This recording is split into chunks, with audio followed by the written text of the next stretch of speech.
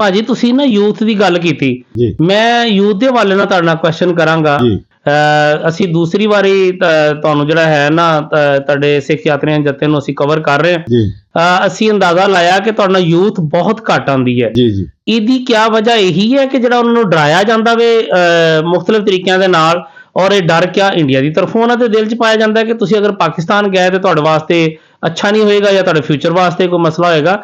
ਕਿਹੜੀ ਐਸੀ ਚੀਜ਼ ਹੈ ਜਿਹਦੀ ਵਜ੍ਹਾ ਤੋਂ ਯੂਥ ਜਿਹੜੀ ਹੈ, ਹਾਲਾਂਕਿ ਉਹਨਾਂ ਵਾਸਤੇ ਬੜੀ ਪਾਕ ਪਵਿੱਤਰ ਧਰਤੀ ਹੈ ਪਾਕਿਸਤਾਨ ਦੀ, ਉਹ ਕਿਉਂ ਨਹੀਂ ਆਉਂਦੇ ਇੱਥੇ? ਕਿਹੜੀ ਚੀਜ਼ ਦਾ ਖੌਫ ਹੈ ਉਹਨਾਂ ਦੇ ਵਿੱਚ?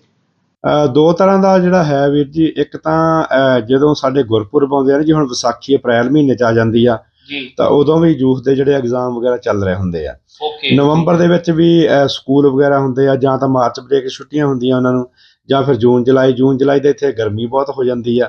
ਇਸ ਕਰਕੇ ਫਿਰ ਸਾਡਾ ਜਿਹੜਾ ਯੂਥ ਹੈ, ਇੱਥੋਂ ਦੀ ਸਰਕਾਰਾਂ ਸਾਡੀਆਂ ਇਨਕਰਜ ਕਰਦੀਆਂ ਵਾ ਕਿ ਤੁਸੀਂ ਛੁੱਟੀਆਂ ਦੇ ਵਿੱਚ ਕੰਮਕਾਰ ਵੀ ਕਰੋ, ਉਹਨਾਂ ਨੂੰ ਜੋਬਾਂ ਵੀ ਦੇ ਦਿੰਦੀਆਂ ਵਾ। ਸੋ ਇਸ ਕਰਕੇ ਕਈ ਵਾਰ ਫਿਰ ਬੱਚਿਆਂ ਨੂੰ ਲਾਲਚ ਵੀ ਪੈ ਜਾਂਦਾ ਕਿ ਮੈਂ ਜੋਬ ਕਰ ਲਾਂ, ਮੈਂ ਬਾਹਰ ਕਿੱਥੇ ਘੁੰਮਣ ਜਾਣਾ ਜੀ, ਹੋਰ ਆਪਣੀ ਪਾਕਟ ਮਨੀ ਬਣਾ ਲਾਂ।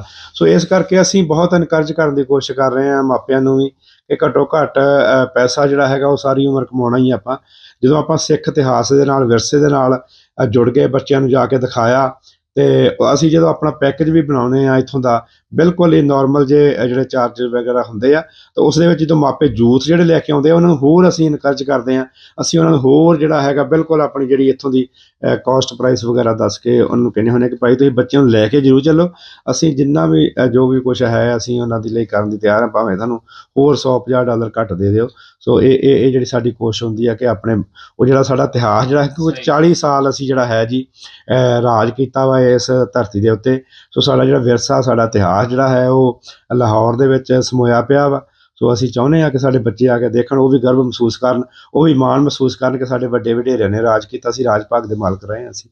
ਤੇ ਸਰਦਾਰ ਜੀ ਇਹ ਫਰਮਾਓ ਕਿ ਤੁਸੀਂ 14-15 ਸਾਲ ਤੋਂ ਸਿੱਖ ਯਾਤਰੀਆਂ ਦੇ ਜੱਥੇ ਲੈ ਕੇ ਆ ਰਹੇ ਹੋ ਜੀ ਤੇ ਕਰਤਾਰਪੁਰ ਰਾਹਦਾਰੀ ਖੁੱਲਣ ਤੋਂ ਬਾਅਦ, ਕਰਤਾਰਪੁਰ ਵਾਲਾ ਜਿਹੜਾ ਲਾਂਘਾ ਖੁੱਲਿਆ ਜੀ, ਉਹਦੇ ਤੋਂ ਬਾਅਦ ਤੁਹਾਨੂੰ ਕੋਈ ਯਾਤਰੀਆਂ ਦੀ ਤਾਦਾਦ ਦੇ ਵਿੱਚ ਫਰਕ ਨਜ਼ਰ ਆਇਆ ਹੈ ਕਿ ਲੋਕ ਜ਼ਿਆਦਾ ਆ ਰਹੇ ਨੇ ਜਾਂ ਘੱਟ ਆ ਰਹੇ ਨੇ?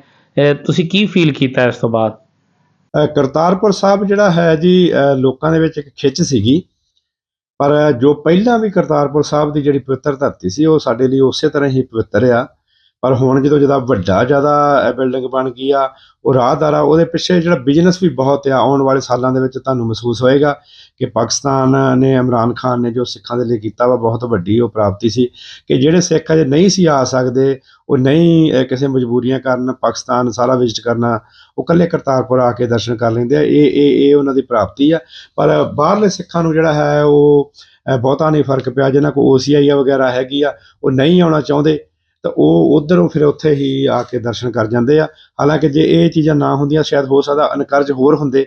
ਪਰ ਜਿਹੜੇ ਇਹਦਾ ਬੈਨੀਫਿਟ ਜਿਹੜਾ ਹੈਗਾ ਵਾ, ਜਿਹੜਾ ਭਾਰਤੀ ਜਿਹੜਾ ਹੈਗਾ ਪੰਜਾਬ ਦੇ ਵਿੱਚ ਸਿੱਖ ਰਹਿੰਦਾ ਵਾ, ਜਾਂ ਉੱਧਰਲੇ ਪਾਸੇ ਜਿਹੜਾ ਸਿੱਖ ਰਹਿੰਦਾ ਵਾ, ਜਾਂ ਜਿਹੜਾ ਇੰਡੀਅਨ ਪਾਸਪੋਰਟ ਹੋਲਡਰ ਸਿੱਖ ਆ, ਉਹਨੂੰ ਜ਼ਿਆਦਾ ਇਹਦਾ ਬੈਨੀਫਿਟ ਹੋ ਰਿਹਾ ਵਾ ਕਿ ਉਹ ਆ ਕੇ ਸਾਰਾ ਪਾਕਿਸਤਾਨ ਜੇ ਨਹੀਂ ਵੀ ਵਿਜ਼ਿਟ ਕਰਨਾ ਚਾਹੁੰਦਾ ਤਾਂ ਇਕੱਲੇ ਕਰਤਾਰਪੁਰ ਸਾਹਿਬ ਆ ਕੇ ਦਰਸ਼ਨ ਕਰ ਲੈਂਦਾ ਵਾ।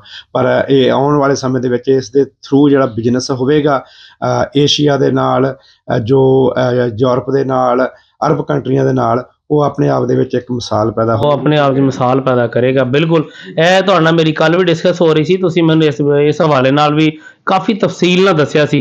ਇਹਦੇ ਤੇ ਆਪਾਂ ਇੱਕ ਪੋਡਕਾਸਟ ਫੇਰ ਕਰਾਂਗੇ।